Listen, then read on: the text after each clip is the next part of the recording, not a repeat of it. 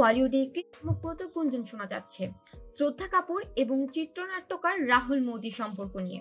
রাহুল মোদি পেশায় একজন film writer ও assistant director. এই জুটির সম্পর্কের খবর অনেকদিন ধরেই শোনা যাচ্ছিল, তবে এই পর্যন্ত কেউ প্রকাশ্যে তাদের সম্পর্কের কথা স্বীকার করেননি।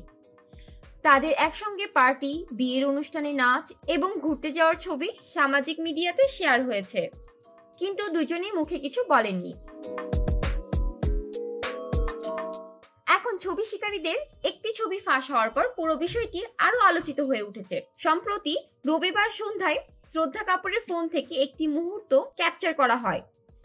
তার ফোনের ওয়ালপেপারে দেখা যায় রাহুল মোদির সঙ্গে একটি ঘনিষ্ঠ ছবি।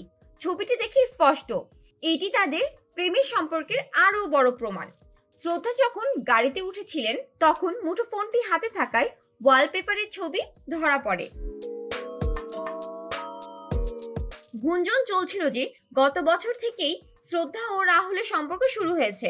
কিছু সময়ে তাদের একসঙ্গে পার্টিতে দেখা গেছে এবং একই সঙ্গে নানা জায়গায় ঘুরতে যাওয়ার ছবি ভাইরাল হয়েছে, যদিও এখন পর্যন্ত তারা নিজেদের সম্পর্ক প্রকাশ্যে স্বীকার করেননি।